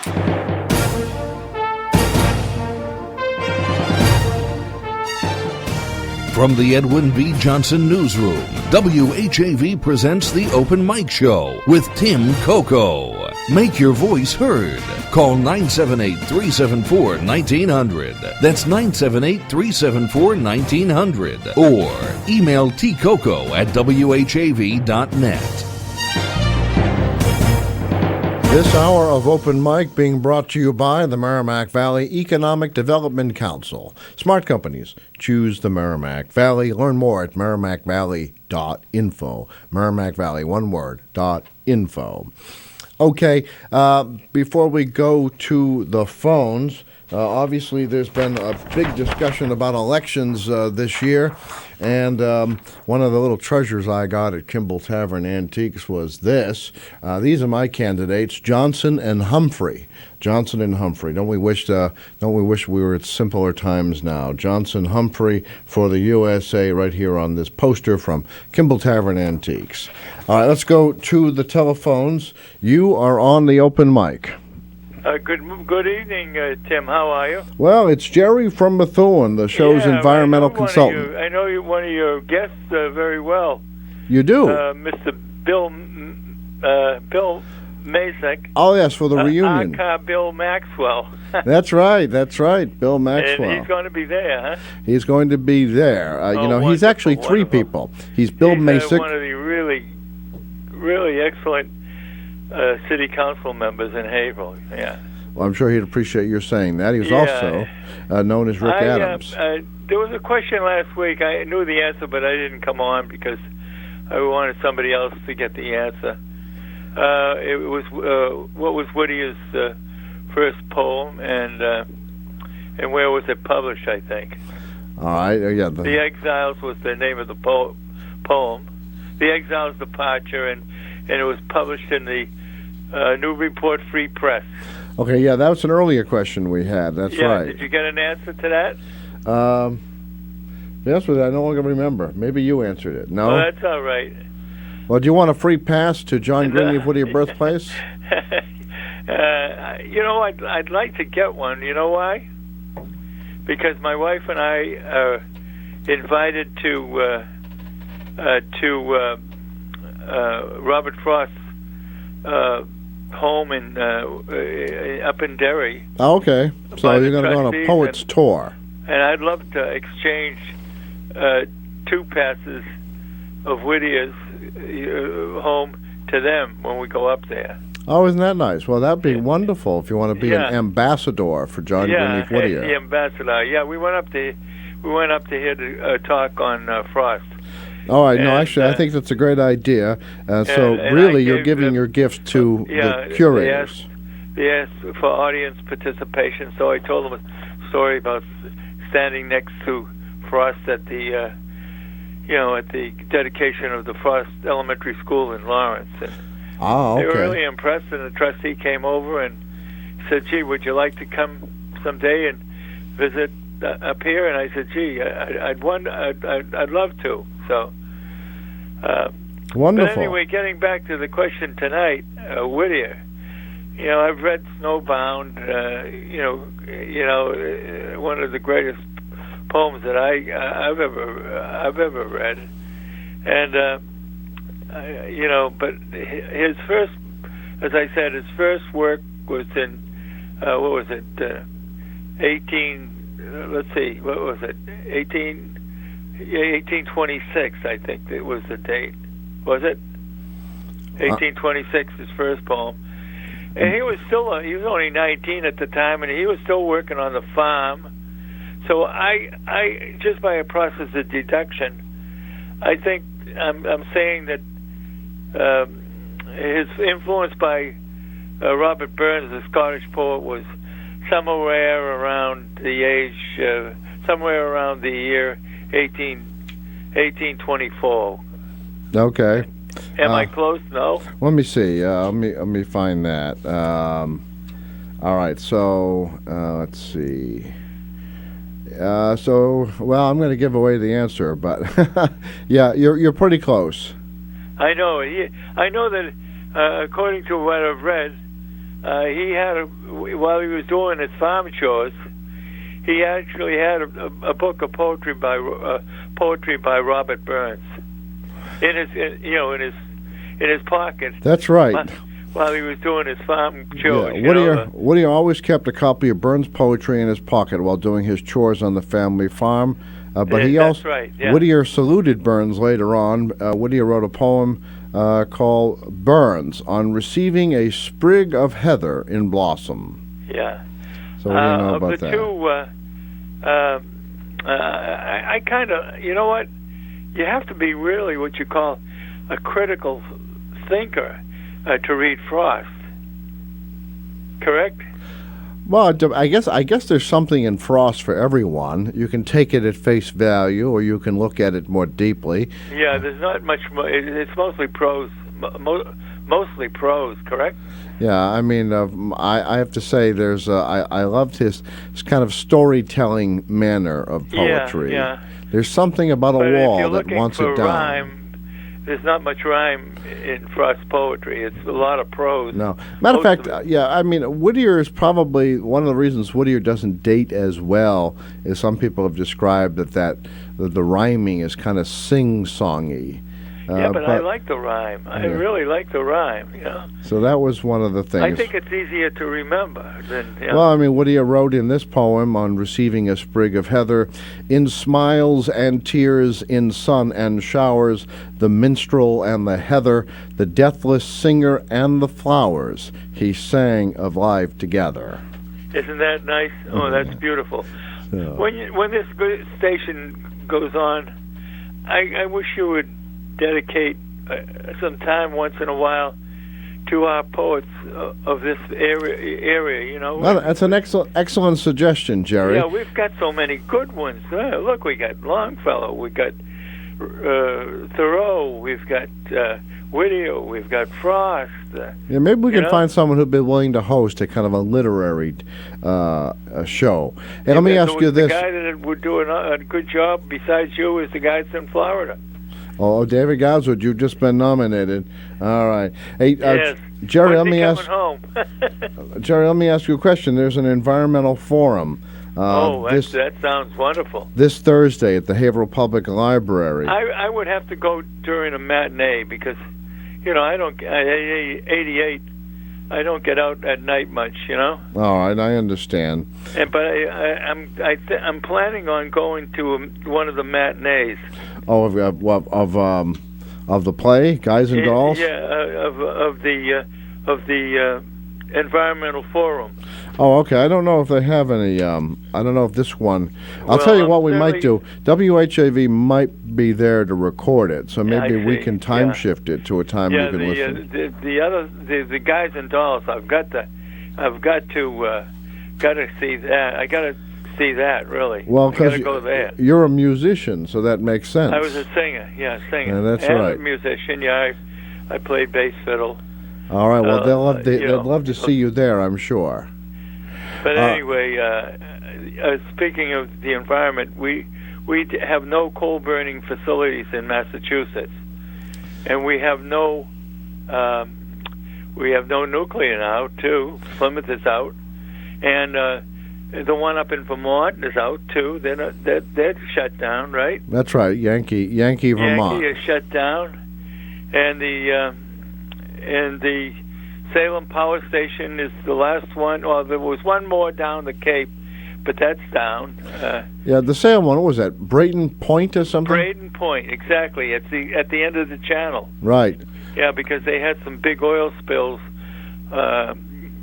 Diesel was being transported through the canal, and it went up on the rocks in Falmouth. And I was down there trying to straighten things out, which was, they're still getting concentrations of oil and sediments around Woods Hole. Oh, I didn't know that. So this is back during your time with DEP. You would think that the oil would have been biodegraded by now. No, they're still seeing signs of that spill.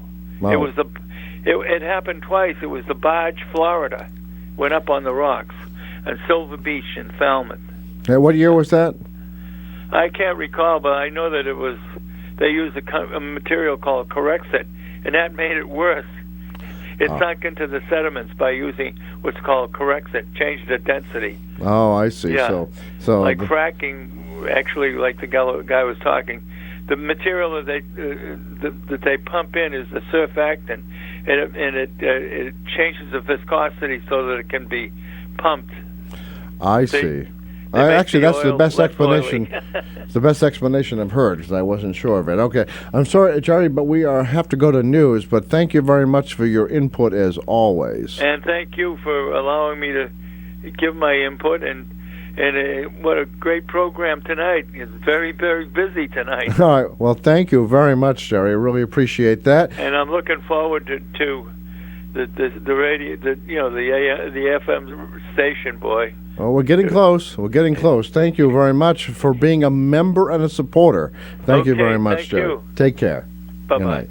All right, folks, we're going to go to local news with News Director Dana Esmel. National news, then we'll be back with more of the Open Mic Show. Get your fingers on the dials. Get ready to dial 978-374-1900. Want to hear some views on the situation with bomb threats. Been so many of them, 9 or more today, including at Pentucket Lake School right here in Haverhill. We'll be right back. Open mic. Tim Coco and the Open Mic will be right back. Get in on the action. Call 978-374-1900 or email tcoco@whav.net. If you are enjoying this program, please consider making a donation right now. Your donations to not-for-profit WHAV help keep these vital community services on the air. Donate online at www.whav.net. It's 8:04. WHAV LP Haverhill. WHAV is a nonprofit community service of Public Media of New England, Incorporated.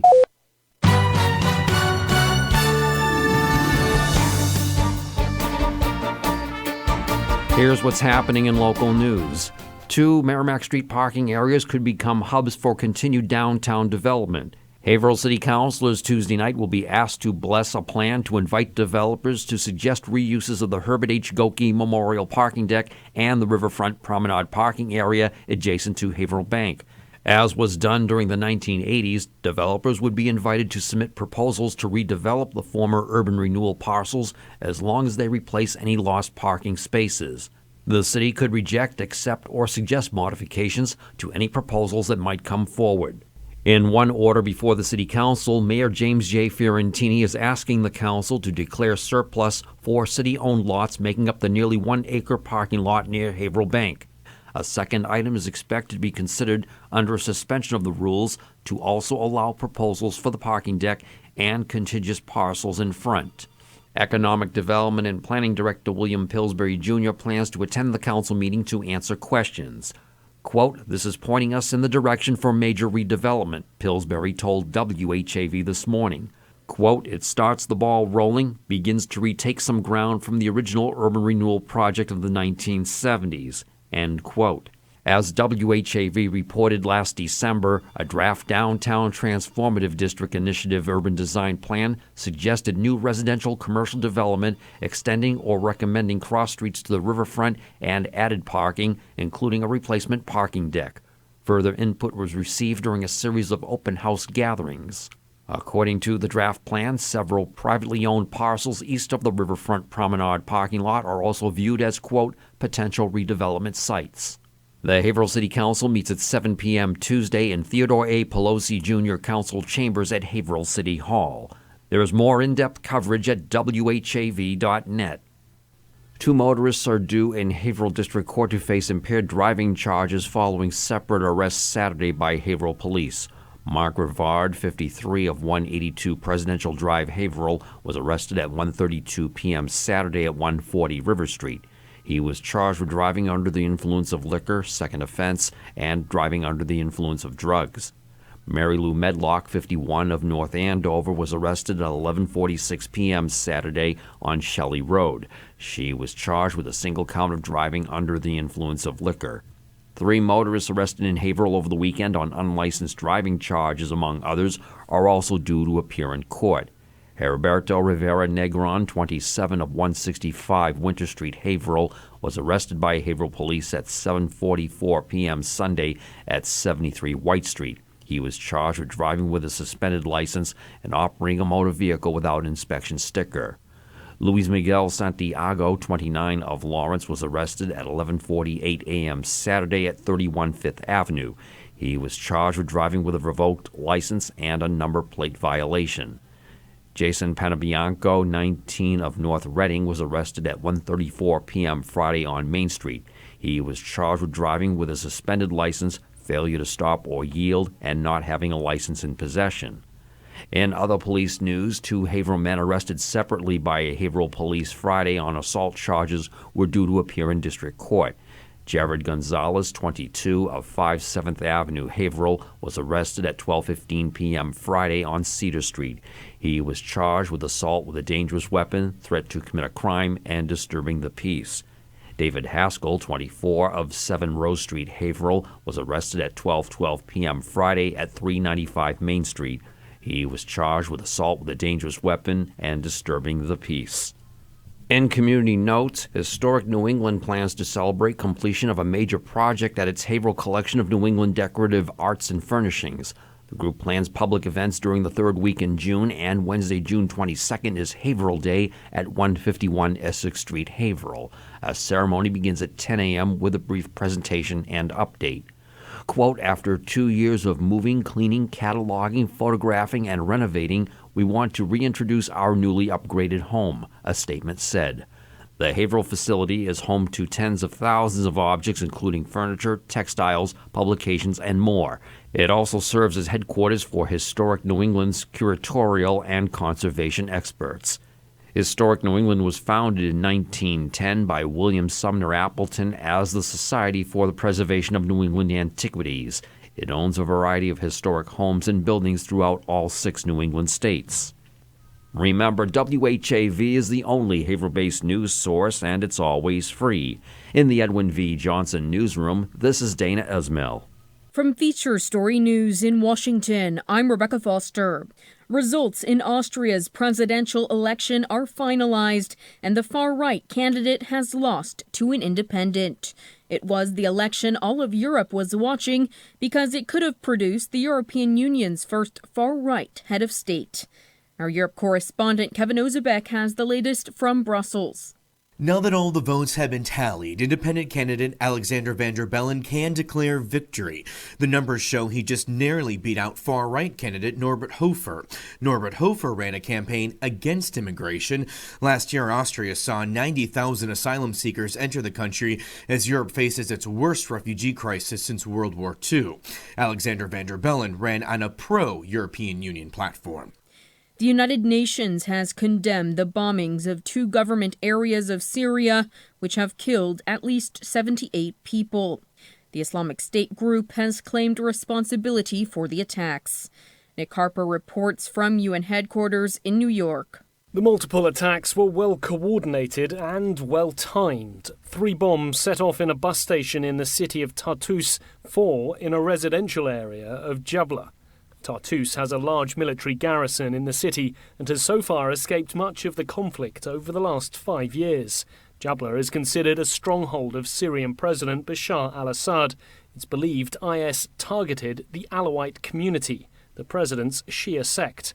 The UN Secretary-General Ban Ki-moon condemned the attacks and also expressed his great concern for escalating military activity in a number of areas in and around the capital, Damascus. Nick Harper, New York.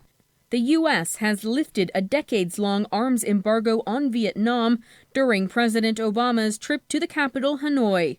Mr. Obama is the 3rd American president to visit the capital since the U.S. war with Vietnam ended in 1975. He said the lifting of the embargo removed a lingering vestige of the Cold War. Here's our U.S. correspondent, Lorna Shattuck. The move from the US has crucial symbolism as Beijing and Washington battle for influence in the Western Pacific, with China asserting more territorial claims. Mr. Obama says the lifting of the ban, in force since 1984, wasn't related to American policy on China, but rather is part of normalizing ties with a former enemy. Up until now, Vietnam's relied on former Cold War ally Russia for most of its defense equipment. It's likely that much of the US hardware now on offer will still be too expensive, and Hanoi will tread carefully in its purchases so as not to overly antagonize the Chinese. Human rights groups had asked Mr. Obama to hold off on lifting the ban until Vietnam released some prominent political prisoners and stopped police beatings of protesters. They say the move is giving the country a reward it doesn't deserve. From bureaus worldwide, this is FSN.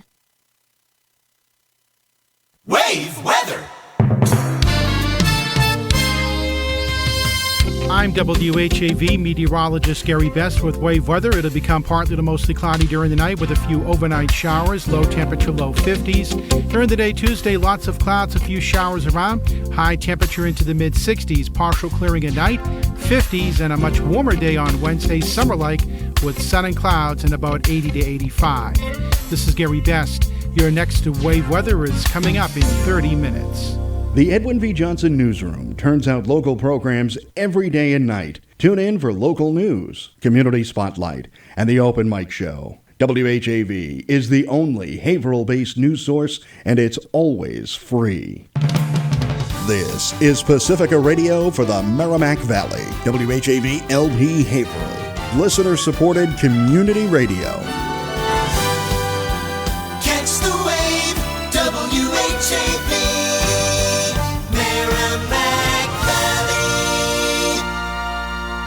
Open mic.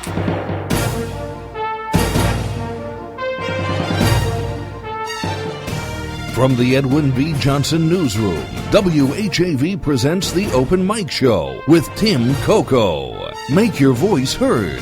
Call 978-374-1900. That's 978-374-1900. Or email tcoco@whav.net. This hour of Open Mic being brought to you by the Merrimack Valley Economic Development Council. Smart companies choose the Merrimack Valley.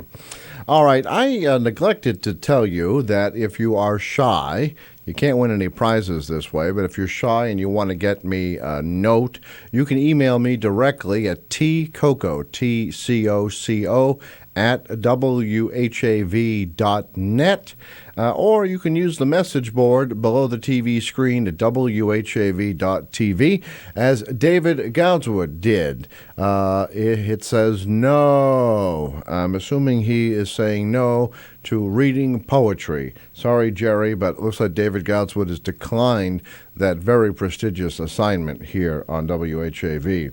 Oddly, those of you who are watching on Facebook, Facebook shut off the feed at about 7:50 because some German television show, Unter uns, claims we were using their material. Now, as far as I can tell, we were not using this. But this is the big problem with these giant corporations. They just do a shotgun approach. Well, we'll just protest every video or every audio everywhere because, well, maybe they're using our stuff. Well, I can tell you we weren't using anything that appeared on the German television show Unter uns. We'll be filing a protest with Facebook forthwith. This is the reason why we need nonprofit local radio, because the big corporations are now just doing crazy stuff, thinking they're protecting their rights. Now, I will tell you, I've never heard of Unter uns German television show before, so apparently it's some type of a soap opera, and Chris, were you watching soaps during the show from Germany? I mean, this is why, this corporate takeover of the world is pretty serious stuff. And we really need to just fight this. And if you can help get WHAV FM on the air, no one can turn that off. So come to the reunion of the radio stars, Wednesday, June 8th, 6 o'clock at Maria's. Meet all these great stars from WHAV's past that went on to great broadcasting careers. Tickets are $45 a person, but unlike a lot of events, this includes just about everything. It has wine, it has food, has great entertainment. It's a good value, and best of all, you'll be supporting corporate-free, non-profit, non-commercial radio, WHAV. This is rather annoying. So some of our viewers lost the open mic show because someone in Germany said we were running a German soap during the show. Really, really bizarre. We will be filing a formal protest with Facebook over that. In any event, we have, I guess it's time to do the birthday cake winner. So, Chris, could you bring in the famous Chinese cowboy hat? This is a hat that I inherited from Jack Bevilacqua. Jack bought this traditional American cowboy hat and then discovered it was made in China like everything else. Isn't that incredible? Incredible. Okay, so it looks like we had a lot of entries this month into the hat, so let's take one at random. And we have... Okay, so the birthday cake winner is Jan from Groveland. That sound right? Jan from Groveland? Who called that in? Oh, that was today. I don't remember announcing it, Jan, did I? All right, well, Jan from Groveland. Do we have an address? They just put a number. I'm not sure how I'm going to get that to this person then. I guess call the number. It was someone sending in a request for someone, and they said they need to find the address, but they didn't have it now. All right, so Jan wins the birthday cake. We're going to have to track down Jan's address, if anyone can help us with that. Jan from Groveland is the winner of the Albee D's second generation Italian bakery cake contest. Jan will receive a free 7-inch cake. Choice of vanilla or chocolate. Receive a letter in the mail from WHAV as soon as you figure out how to contact Jan. All right, so if the person who wished Jan a happy birthday can get that address, that would be a lot easier, but we'll see what we can do. All right. That is the June birthdays. We're having next Memorial Day, and then we'll start with July birthdays and anniversaries at that time. Here we are at open lines right now here on the Open Mic Show. Anybody want to comment on this strange rash of bomb threats against schools? Haverhill's Pentucket Lake School received a bomb threat this morning, a robocall. I mean, these people are getting sophisticated. A robocall. About 9 other communities in Massachusetts, or at least 9 others, also got this robocall. Officials decided to what they call shelter in place. Students and faculty where they were while there were bomb-sniffing dogs out tracking this down. State police responded, and officials from the Bureau of Alcohol, Tobacco, Firearms, and Explosives also responded. Happily, no bombs were found, but this a real threat. Students at Pentucket Lake were apparently taking exams, part of these mandatory park tests, so-called. We'll find out more when we can. The information we received came from Captain Pistone of the Police Department, who's been very, very helpful to WHAV in making sure that we can report some of these serious incidents to you. Earlier this evening, we had guests on the program. Joel Wool from Clean Water Action Massachusetts was on. He was discussing a forum that's coming up this Thursday at the Haverhill Public Library, Thursday, May 26th from 7 to 9 p.m. Our own local person, Richard Smith from the Universalist Unitarian Church, is going to be the moderator of this forum, and it also people like Kathy Buckley, chair of Massachusetts Sierra Club, Joel Wool, an environmental advocate. He called himself itinerant rabble-rouser, and he was with Clean Water Action. Also invited is Nathan Phillips, who's on the executive committee of Massachusetts Sierra Club and is a professor of Earth and Environment at Boston University. So here's some good questions, a good time to have answers to your questions provided Thursday at the Haverhill Public Library, 7 to 9 p.m. So check that out. Let's take a brief break for Community Spotlight. When we return, we'll have a few minutes left to answer your questions, 978-374-1900. Open mic!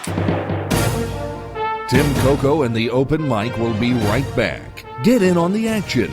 Call 978-374-1900 or email tcoco@whav.net. If you are enjoying this program, please consider making a donation right now. Your donations to not-for-profit WHAV help keep these vital community services on the air. Donate online at www.whav.net.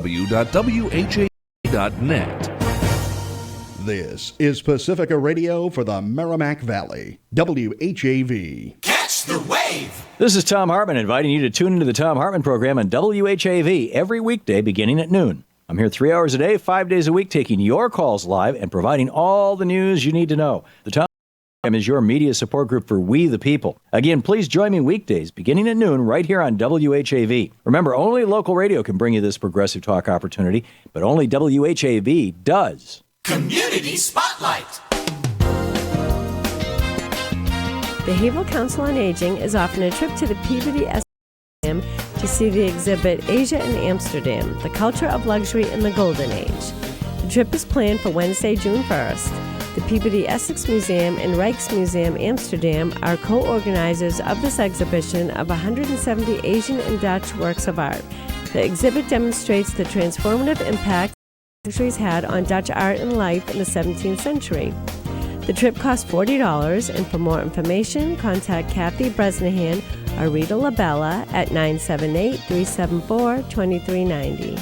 Someone you know is on WHAV. To submit or read your own nonprofit announcements, click on the Contact tab at whav.net or email news@whav.net. In the Edwin B. Johnson Newsroom, this is Diane Carr. WHAV Open Mic.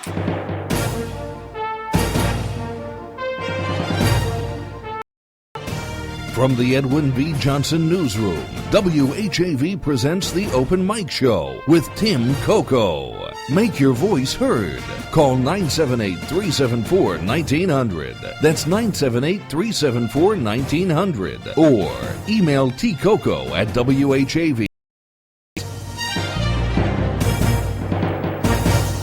Here's an update on the Facebook situation. The video has been restored.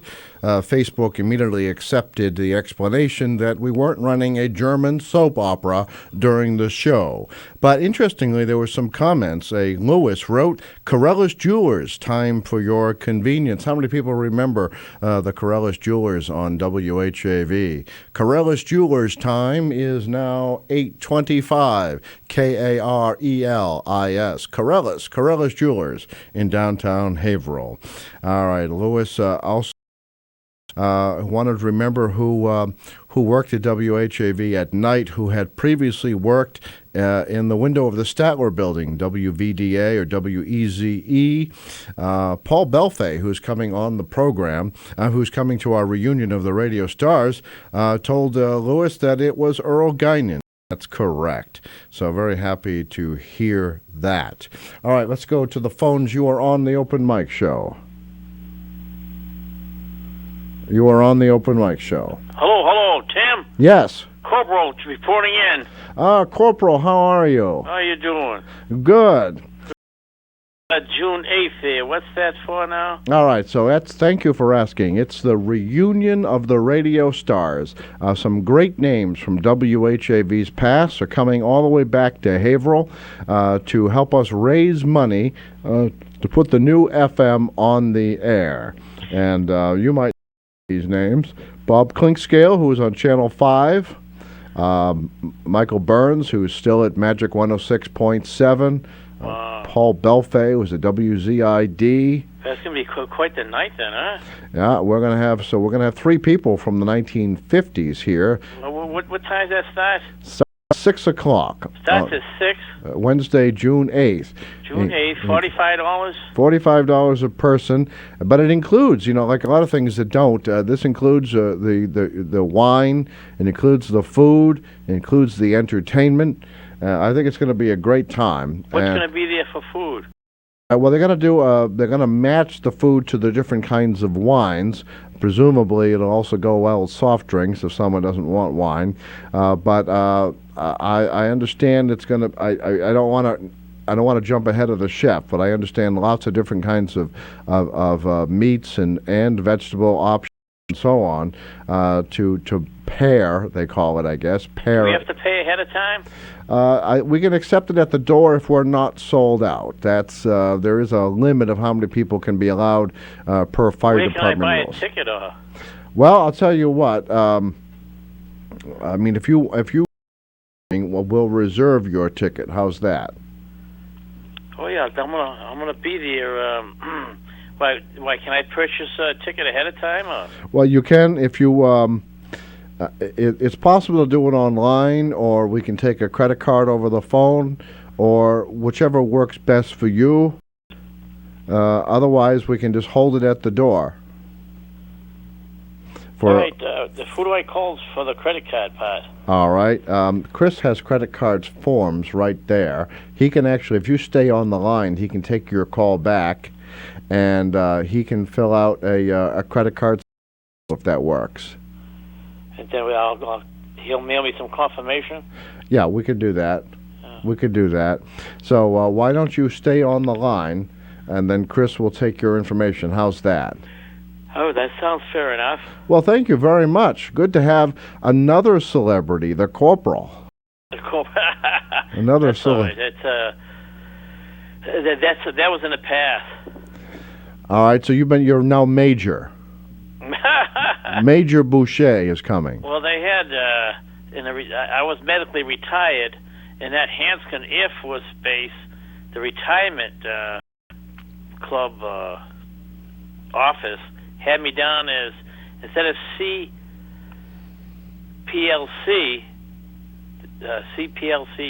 they had me down as LTC. You know what rank that is? No, what is that? Lieutenant Colonel. Really? See, I told you we had a celebrity in our midst. But I never got the pay. Well, that's a problem. Why don't you can send it in for maybe back pay? Maybe you can bring the other lieutenant with you. Yeah, I'll mention to him because I talked to him on the phone. Why he didn't? He might be going. I don't know. Oh, that'd be good. I realize that it may be there may be issues with transportation, but we can work all that out. Yeah, I'll talk to him, but I'll be talking to him before then, anyways. All right. Well, I'm at a meeting Wednesday. It'll be wonderful to have you there. Yeah. All right, then I'll plan on it. All right, and then just stay on the line. Okay, Tim. Stay on the line. Chris will take that. All right. Thanks a lot, pal. All right. Thank you. Thank you. You're welcome. All right. So another satisfied customer for reunion of the radio stars coming to Chris. I saw the forms on the desk right in front of you. They were sliding underneath the board. Okay. So, all right. I also believe we're going to wrap up the open mic show now since Channel 22 has left us. So, Chris, if you can stand by, we're going to say farewell for 2 weeks. We'll be back the following week after Memorial Day, and by that time, we'll be ready to talk about what happened at the event. Hope you can join us. And this past hour has been brought to you by the Merrimack Valley Economic Development Council. Smart companies. Choose the Merrimack Valley. Have a great night. Open mic!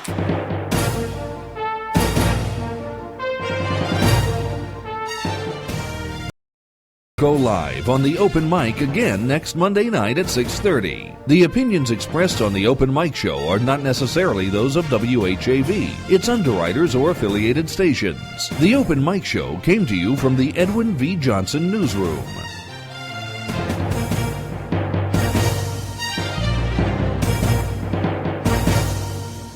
It's 8:31. For more in-depth coverage of the news, visit WHAV's website at whav.net. Catch the wave! The most trusted man in America, news anchor Walter Cronkite, once said, "It is absolutely essential in a democracy to have competition in the media, a lot of competition." That sentiment is one of the driving forces behind WHAV's expanded local news effort. This is News Director Dana Esmel inviting you to listen to my hourly weekday newscasts right here on WHAV. You'll also find the area's comprehensive local news reporting at whav.net on your computer or smartphone. Remember, WHAV is the only Haverhill-based news source, and it's always free. And that's the way it is. Wave weather! I'm WHAV meteorologist Gary Best with wave weather. It'll become partly to mostly cloudy during the night with a few overnight showers, low temperature, low 50s. During the day Tuesday, lots of clouds, a few showers around, high temperature into the mid-60s, partial clearing at night, 50s, and a much warmer day on Wednesday, summer-like, with sun and clouds, 80 to 85. This is Gary Best. Your next to wave weather is coming up in 30 minutes. WHAV!